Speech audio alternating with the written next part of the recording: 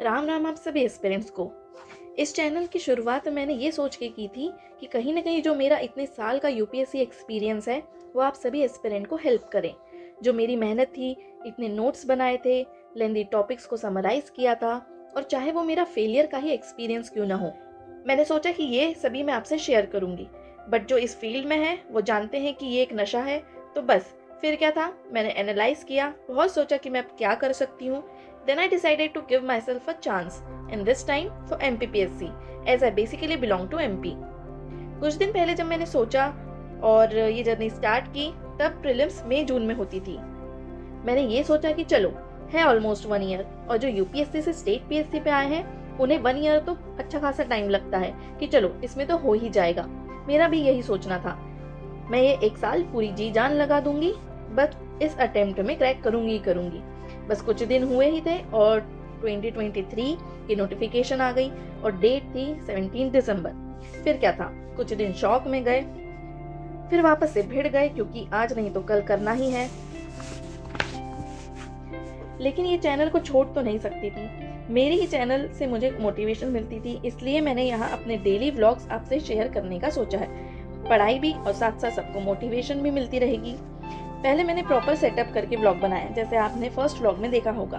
फिर सोचा इसमें इतना टाइम ही वेस्ट क्यों करना, जो एस्पिरेंट सीरियस है वो बस आपको पढ़ते देखना चाहते हैं, तो बस बैठ गए, जैसे रोज पढ़ते थे वैसे ही।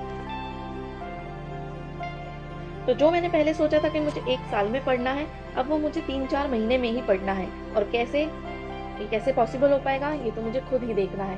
तो बस मैंने स्टार्ट कर दिया। एमपीपीएससी के लिए मैंने कुछ वीडियोस देखे थे कि इसके लिए कौन सी पढ़नी पड़ती, तो मुझे एक सोर्स से पता चला कि इसके लिए मुकेश महेश्वरी की बुक अच्छी होती है, तो मैंने बस वही स्टार्ट किया। और मुझे भी अभी तक ये बुक अच्छी लगी क्योंकि मैंने कुछ प्रीवियस ईयर पेपर्स भी लगाए और ऐसे भी कुछ टेस्ट सीरीज ज्वाइन की, तो उसमें मुझे लगा कि हाँ, ये बुक से पूछा जाता है और इस बुक में अच्छा खासा नॉलेज दिया है जिससे कि एमपीपीएससी सवाल पूछता है। तो बस शुरुआत कर दी। पहले तो इसमें हिस्ट्री का टॉपिक दिया हुआ है, फिर ज्योग्राफी का दिया हुआ है, तो वही पढ़ा, सीक्वेंस वाइज ही पढ़ा। और अभी मेरा ज्योग्राफी का फॉरेस्ट चैप्टर चल रहा है और उसका मैं रिवाइज करूँगी। पहले मेरी ऐसी स्ट्रैटेजी थी कि मैं एक चैप्टर पढ़ूंगी, दूसरा पढ़ूंगी, तीसरा पढ़ूंगी, और फिर उसके बाद डे 3 पे रिवीजन करूंगी, फिर डे 7 पे रिवीजन करूंगी, फिर डे 15 पर रिवीजन करूंगी। लेकिन जैसे ही पता चला कि इस बार जो प्रीलिम्स है वो 17 दिसंबर को ही है, जो कि अब बस आ ही गई है, तो फिर मैंने थोड़ा सा स्ट्रेटेजाइज किया, अपनी स्ट्रेटेजी चेंज की, और फिर मैंने सोचा कि एक चैप्टर पढ़ती हूँ, तुरंत ही उसका रिवीजन करती हूँ ताकि वो चीज़ दिमाग में बैठ जाए और इतनी पक्की बैठे कि फिर ना निकले। फिर चाहे मैं उसका रिवीजन अब 5th डे पे करूँ या 10th डे पे करूँ, पर वो चीज़ एक ही बार की रीडिंग में तुरंत ही रिवीजन के साथ मुझे याद हो जानी चाहिए। सुबह का सब काम निपटा के, सभी चीज़ें करके मैं जैसे तैसे 12 बजे बैठी थी पढ़ने, और कुछ 15-20 मिनट, आधा घंटा हुआ ही था कि मौसम बहुत ज़्यादा ख़राब हो गया, बहुत तेज़ हवाएं चलने लगी। और मेरा जो स्टडी का एरिया है, मैं एक खिड़की के बाजू में ही बैठती हूँ, तो इतनी ज़्यादा ठंडी ठंडी हवाएं चल रही थी कि मुझे वो आखिरकार वो विंडो बंद करनी ही पड़ी, और फिर मैं फिर से स्टार्ट हो गई। अभी जब मैं व्लॉग बनाती हूँ तो मैं उस चीज़ का भी रिवीजन कर रही हूँ जो मैंने कल पढ़ा था। और जब मैं व्लॉग नहीं बनाती हूँ, जब हौश पौश होती है, आसपास आवाज़ें होती है, लेकिन फिर भी मुझे थोड़ा सा पढ़ना पड़ता है, तब मैं प्रीवियस ईयर पेपर्स लगाती हूँ। तो उसके लिए मैंने पुणेकर की बुक मंगवाई है, और उसमें लास्ट 2012 से मैं पेपर लगा रही हूँ। उसके पहले के भी दिए हैं, पर मैंने शुरुआत 2012 से की। 2012 से लेकर 2022 तक के पेपर उसमें दिए हैं। तो उसमें मैं सोच रही हूँ कि अभी 17 दिसंबर तक इतना पूरा तो नहीं हो पाएगा, पर मैं प्रीवियस ईयर पेपर्स लगाती हूँ जितने भी हो सके, और कोशिश मेरी ये रहेगी कि मेरा ये एमपीपीएससी का जो मुकेश महेश्वरी का बुक है वो मैं कंप्लीट कर सकूँ विद 1 रिवीजन। फर्स्ट रीडिंग में मैं क्या करती हूँ कि जो मुझे लग रहा है कि इंपॉर्टेंट टॉपिक्स है उसे सिर्फ अंडरलाइन करती हूँ। इन सेकेंड रीडिंग में मैं उसे और शॉर्ट में करके हाईलाइट कर देती हूँ कि जब भी मुझे नेक्स्ट टाइम पढ़ना रहे या रिवाइज करना रहे, तो मैं बस वो हाईलाइटेड वाला पार्ट पढ़ूंगी, और मुझे उससे पूरे जो पैराग्राफ था, जो भी उसमें डिटेल्स दी गई थी, उसका मुझे सारा नॉलेज अपने दिमाग में अपने आप आ जाएगा। व्लॉग में दिखता तो आसान है कि कैसे 1 घंटा बैठ गए, 2 घंटा बैठ गए, लेकिन जिनकी आदत छूट चुकी है उन्हें पता है कि ये 2 घंटे भी बैठना एक ही जगह पे, एक ही पोजीशन में कितना मुश्किल होता है। ऊपर से आपको फुल कंसंट्रेशन देके पढ़ना भी है, सारा दिमाग में रहना भी चाहिए, और नेक्स्ट डे जब भी आप बैठे तो एक बार पुराना जो भी पढ़ा है उस पर एक नज़र घुमा ले, ताकि पता चले कि आपको वो चीज़ याद है या नहीं है। अगर नहीं है तो फिर आपको थोड़ा सोचना पड़ेगा कि आप कहाँ गलत जा रहे हैं, वापस से फिर से जाइए और पढ़िए, क्योंकि कल जो पढ़ा है कम से कम उतना तो भी याद रहना ही चाहिए। यूपीएससी में ऐसा होता था कि उसमें कॉन्सेप्चुअल ज़्यादा आता था, डिटेल में रहता था।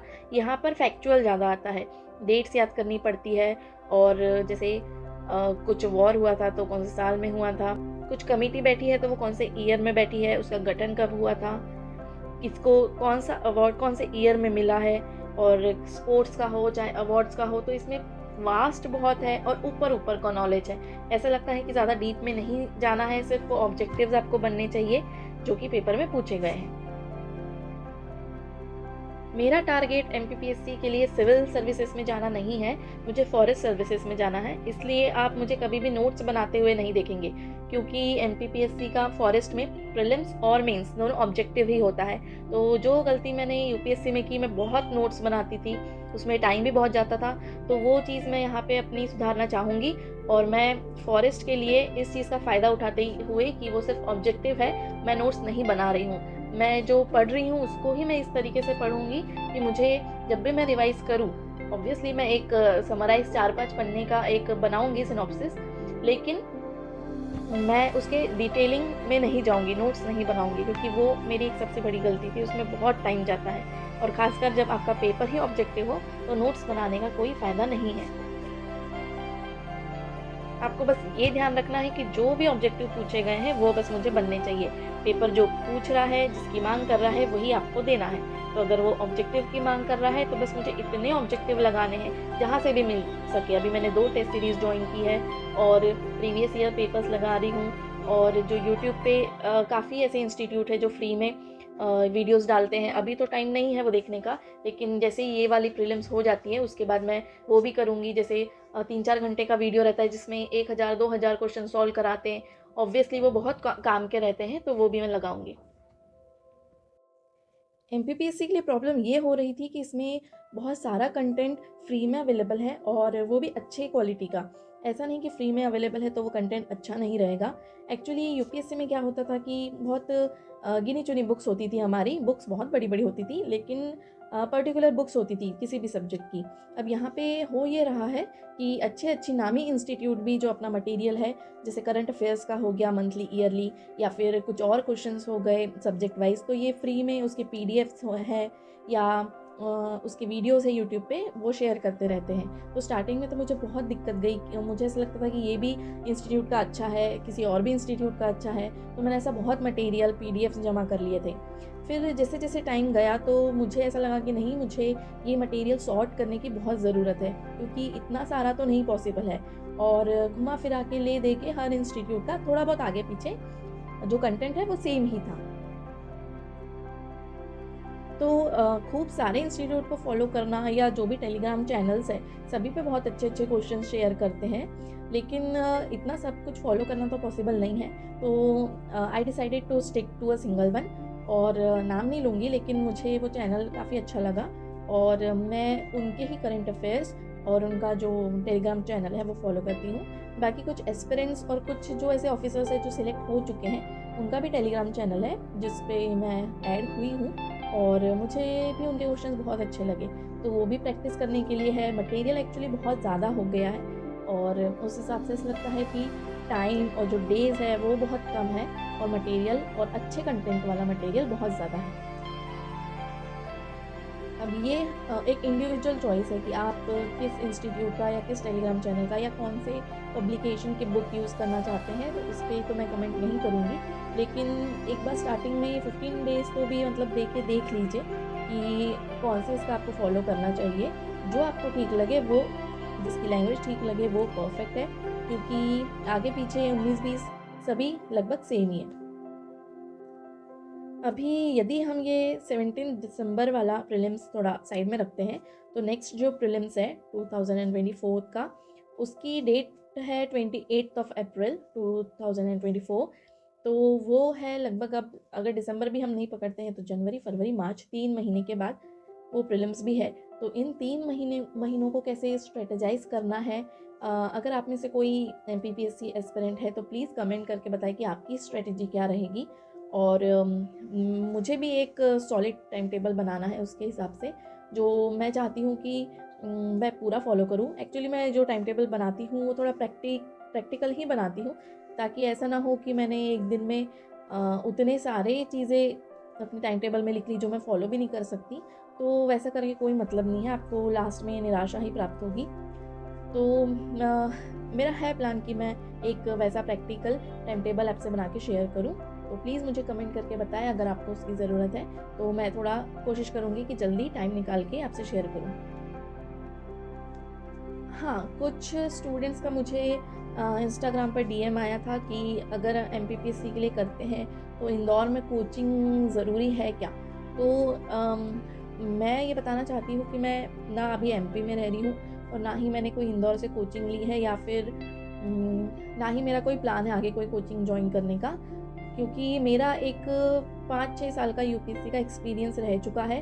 तो उसके लिए जब मैंने कोचिंग ली थी काफ़ी सालों पहले, तो मुझे उस कोचिंग से ही जो बैठने की आदत है, या जो कॉम्पिटिटिव एग्ज़ाम के लिए जैसा माहौल होना चाहिए, जैसा एनवायरनमेंट आपको अपने पास रखना चाहिए, वैसा बनाने की मुझे है आदत। हाँ, बीच में कुछ गैप ज़रूर हुई है मेरे पढ़ाई में, लेकिन अब मैं उसे कंटिन्यू कर रही हूँ। और वैसा एनवायरनमेंट कैसे लाना है जो कि एक स्टूडेंट जो है अपनी कोचिंग से ही सीखता है, तो वो मुझे ऑलरेडी पता है। तो मैं तो कभी मतलब कोचिंग का अभी नहीं सोचूंगी।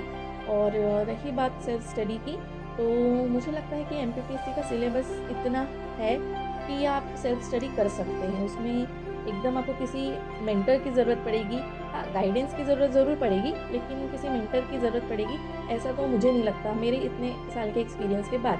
अगर आप नौसिखिया हैं या एकदम ही नए आए हैं इस फील्ड में, तो ज़रूर एक कोचिंग आपको बहुत ज़्यादा हेल्प करती है। एक तो आदत बनाती है कि आप 9 से 10 घंटे कैसे बैठ सके, और कैसे पढ़ना चाहिए, क्या स्ट्रेटजी होनी चाहिए, क्योंकि स्टार्टिंग में तो हम मतलब ग्रेजुएशन के टाइम पे तो हमें इतनी पढ़ने की आदत नहीं होती है, तो वो आदत हमें कोचिंग ही लगाती है। और मैं MP में रह नहीं रही हूँ और इंदौर की कोचिंग्स का मुझे उतना आइडिया भी नहीं है। तो अगर किसी को पता है कि उसमें से बेस्ट कोचिंग कौन सी है, ऐसी 4-5 तो बेस्ट होगी ही, तो उसके नाम प्लीज़ कमेंट करके बताएं, क्योंकि जो हमारे फेलो एस्पिरेंट्स हैं, और मुझे भी टेस्ट सीरीज़ के लिए मैं भी चाह रही थी कि कोई मुझे बताए कि कौन सी ऐसी इंस्टीट्यूट्स है जिनके टेस्ट सीरीज़ और कोचिंग बहुत अच्छे हैं, तो प्लीज़ उनका नाम कमेंट करके बताएं, सभी को इससे हेल्प होगी। मैंने 12 बजे से स्टार्ट किया था और 1:45 हो चुका है। तो मैं कोशिश करूँगी कि मैं 2 घंटे का तो व्लॉग बनाऊँ, क्योंकि जो मेरे बाकी के सेशंस होते हैं, मैं दिन में 3 सेशंस के लिए पढ़ती हूँ।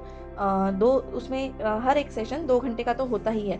तो मैं कोशिश करूँगी कि जिस भी सेशन का मैं व्लॉग बनाऊँ वो कम से कम 2 घंटे का तो रहे, ताकि आपको एक मोटिवेशन मिले कि बिना ज़्यादा ब्रेक लिए, बिना टाइम पास किए 2 घंटे के लिए तो भी हमें बैठना चाहिए ही चाहिए। स्टार्टिंग में ये थोड़ा डिफ़िकल्ट जाता है, मुझे भी बहुत डिफ़िकल्टी गई, क्योंकि अच्छा खासा गैप हो गया था मेरे इस प्रिपरेशन में। तो पहले तो मेरी ऐसी आदत थी कि मैं 6 घंटा भी बैठ लेती थी, सिर्फ़ उसमें टॉयलेट ब्रेक होता था या फिर लंच ब्रेक, और वो भी अगर हॉस्टल लाइफ़ में आप लंच ब्रेक लेते हैं तो उसमें आप ज़्यादा टाइम पास नहीं कर सकते, क्योंकि आपका टिफ़िन आता है, आपको वो खाना है और बस फिर वापस पढ़ने लग जाना है। तो अब जो है वो 2 घंटे भी बैठना ऐसा थोड़ा-सा मुश्किल जैसा हो जाता है, लेकिन फिर भी कोशिश करना है कि 2 घंटे तो भी बैठे ही बैठे। 2 घंटे से कम तो बहुत ही कम समय माना जाएगा। अगर आपको एक सेशन अगर अच्छे से करना है और फुल कंसंट्रेशन से, तो 2 घंटे तो भी बैठना ही पड़ेगा। और अभी नेक्स्ट प्रीलिम्स के लिए मेरा टारगेट ये रहेगा कि जो अभी मेरे 3 सेशन हैं, उसे मैं 3 से 4 घंटे के करूँ, ना कि 2 घंटे का, क्योंकि अभी ज़्यादा पढ़ने की बहुत ज़्यादा ज़रूरत है। ऐसे कई एस्पिरेंट्स हैं जिन्हें मैं ऐसे जानती हूँ टेलीग्राम ग्रुप से, या पर्सनली भी जानती हूँ, जो बहुत डिज़र्विंग है और जो बहुत पढ़ते हैं, जिन्हें नॉलेज भी बहुत है, और उनसे मैं जब कंपैरिज़न करती हूँ तो मैं अभी काफ़ी पीछे हूँ। लेकिन फिर भी मेरे हौसले पीछे नहीं हैं। मैं बहुत कोशिश कर रही हूँ, दिन रात अभी मेहनत कर रही हूँ। बस मैं आप सभी एस्पिरेंट से ये चाहती हूँ कि आप सभी मेरे साथ बने रहें, क्योंकि जो इससे पहले जो मैंने सीरीज़ डाली थी, learn 2000 words with me series, जिसमें हमने इंग्लिश के 2000 वर्ड्स याद किए थे। तो वो 200 दिन तक वो सीरीज़ चली थी और उसमें काफ़ी ऐसे एस्पिरेंट थे जो मेरे साथ बने हुए थे और मुझे उसमें से 3-4 लोगों का पर्सनली इंस्टाग्राम पर डीएम भी आया था। वो काफ़ी उसे फॉलो कर रहे थे। तो इसी सीरीज़ के साथ भी मेरे साथ बने रहिए। इसमें मेरी तो ग्रोथ है ही है, साथ साथ आपकी भी ग्रोथ है। जिन्होंने मेरे चैनल को सब्सक्राइब नहीं किया है वो प्लीज़ सब्सक्राइब कर लीजिए और बेल आइकन भी दबा लीजिए, क्योंकि जब भी मैं न्यू वीडियो डालूँगी तो आपको नोटिफिकेशन आ जाएगा। आप थोड़ा सा टाइम निकाल के देख लीजिए और खुद भी मोटिवेटेड फील करिए और दूसरों को भी कराइए, क्योंकि आपके आसपास का एनवायरनमेंट जैसा रहेगा आपकी मानसिक स्थिति भी वैसी रहेगी।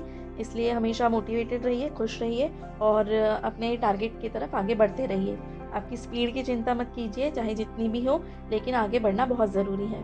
All the best, stay tuned.